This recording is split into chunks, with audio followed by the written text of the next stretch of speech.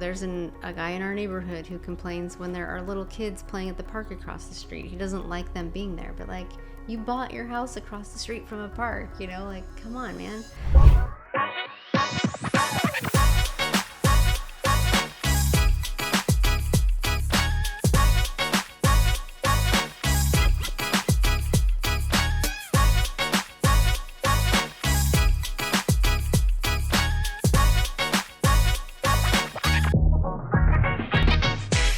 We're here talking about Regency at Tracy Lakes here in Tracy, California. If you are new to this channel, click the subscribe button or tap the bell for notifications about all things Tracy, Central Valley, Bay Area. My name is Rob. This is my wife, Lone Lady Liz, as she's known on the socials. We are the owners of Resquared Mortgage, so if you are in need of financing, please reach out. We get calls from people just like you every single day, looking for financing a new property, whether it be a new purchase or refinance. Shoot us a text, give us a call, schedule an appointment through Zoom. We are here to help and want to help you get into your next home or help you with whatever you need in a refinance of your current home. So reach out. We're here to help. Liz, let's talk about the pros and the cons of Regency at Tracy Lakes. So let's just jump into this real quick and just start off by saying, like, this neighborhood is top notch. Yeah. Oh yeah. It's beautiful. It's if you go through model homes, they're pretty, but this one, they have spared no expense in their beautiful models. That's yeah, sure. And they are absolutely stunning. I mean, They're beautiful. They're gorgeous. I mean, they are top notch. At least the models are, and I'm assuming that you can get them as top notch as you want to. Yeah. But I think no matter what, if you get a home there, it's going to be a beautiful home. Right. They're very open and spacious. One of the things that I really liked about when I went through the model homes is they were just, it was an open floor plan and very spacious and very comfortable. Yeah, and they seem to have ranges in sizes from 2 to 3 bedrooms. So I'm not sure that a lot of seniors necessarily want 3 bedrooms, but I mean, 55, gosh, that doesn't seem that old now that you're like almost 55. You're not too far off from that. No, you're not too far off. I'm closer, but you're not too far behind. It just doesn't seem that old. So anyway, there's certainly a range of sizes, which is great. So some of the pros are they definitely have, they are building a community center within the community there, which is going to have state-of-the-art fitness center. They're going to have 2 pools. There's going to have an indoor pool and an outdoor pool. Both are going to be heated, from what I understand, year-round, which will be very nice. Yeah. They will also have classes for different fitness activities, whether it be weight training, yoga, Pilates. They are going to have trainers on site to help with those activities and get you fit and in shape if that's what you're into. Yeah. And I will say, actually, you're going to want to stick around to the end, because there actually is something really fantastic about this community that is not going to be in any other new home build community anywhere. So stick around for that. Yeah, so another nice thing about the community is it's a very active community. There's a lot of community spirit. They are doing a lot of activities within the community. I was just over there a week or so ago, and in the sales center, the lady was talking about how they were going to be putting on a concert. So they just have a lot of different activities. I had a friend that worked there. He was like their activities director, and they did like a whole cooking night where they had invited people to come over, and they showed how to like make, I think, desserts or something. Like, just, there's a lot of, it's an active adult community. Absolutely. So they're definitely doing stuff. And she was that's one of the things, they talked about the activities and how active they are as a community. There's something going on very, very regularly within the community. Yeah. So it'll be a great place. So kind of back to the homes, and as far as the designs go, like I was talking about before, they have a very open floor plan, and they've got plenty of private outdoor space as well, if that's something that you want and need. So they have like a little backyard? They do, yeah. So the homes, at least all the model homes, and I'm assuming it's true with the rest of the community, they do have And they were very well designed for entertainment. Some of them had pools in them. They were tiny pools, but some of them had some like barbecue, like just some of them had like a pizza oven thing. So there's outdoor enough to maybe outdoor entertain. Oh yeah, you certainly could do some outdoor entertainment. So I mean, they're not super large, but they've designed, at least the model homes, they've designed them very, very well to entertain people. Gotcha. So they've done a great job with the limited space that they've got in making it, I don't know what you would call it. Fun, like a nice space to be. So Yeah, that's good. just a really good space. Awesome. So like as far as inside, the appliances are very energy efficient, and they are state-of-the-art appliances, so they were super nice. Another cool thing about the community that the sales lady was telling me is it's maintenance free. So like the lawn care, the yard care, at least in the front yard, it's all taken care of by the homeowners association. Yeah, well, that's so handy.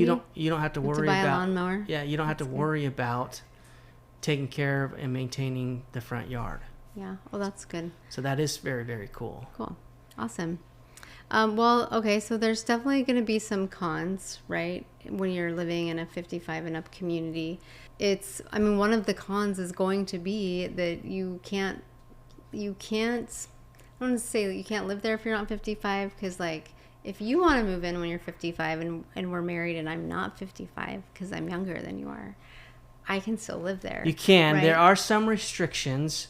Yeah. But as long as you are married or like a significant other, then one of you just has to be 55 or older. Yeah. Now you can't have children at home, and they can't. Now So you can't have teenage children. You cannot have children living there. There are special needs, circumstances that they will make an exception depending on child needs and things like that. But if you're a husband and wife or whatever, and I'm 55 and you're 25, you could still live in the community. Yes, well, close. That's not quite. Close. Don't let her fool you. Okay, so that could go both ways though, right? Because the pro could be that your adult children can't move back home with you. That could be a big pro. Yeah, I guess the adult children maybe, but not if they have kids. So anyway, those are kind of getting lost in the weeds there, but when you live in a community like this, you're going to have a homeowners association.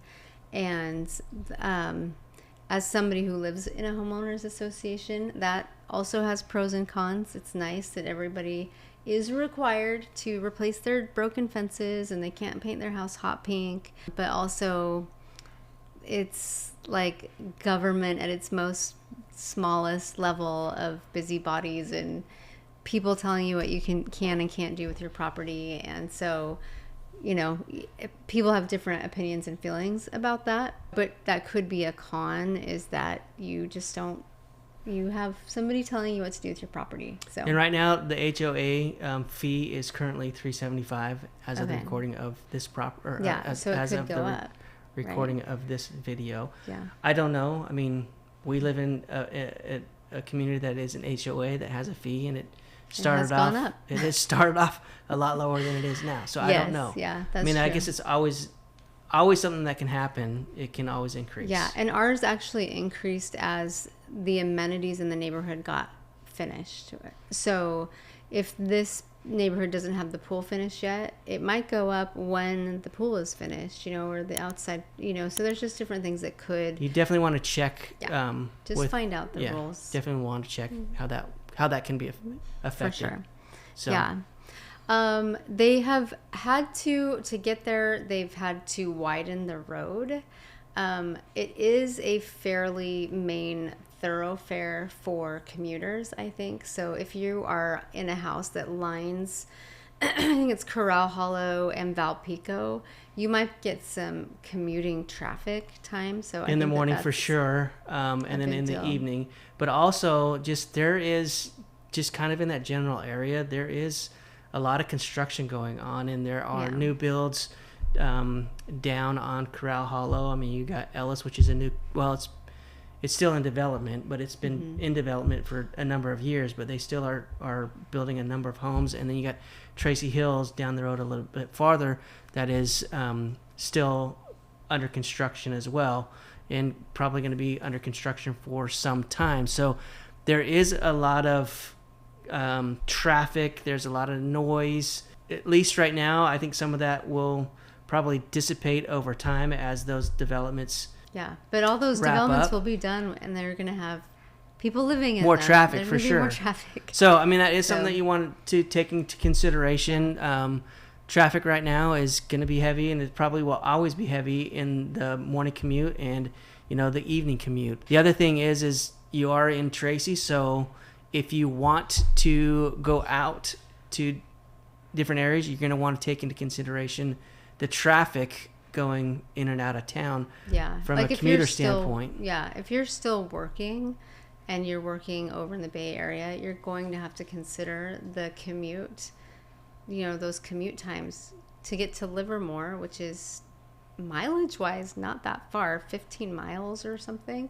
It could take you an hour to get there. So it's just something you might want to practice before moving here to make sure you want to put up with it. So kind of going back, we kind of touched on the HOA and the maintenance free, how the HOA is going to cover that. Now, that could be a pro in many respects, but it also could be a con because you might be restricted in what you are able to do with your yard or with the color of your house.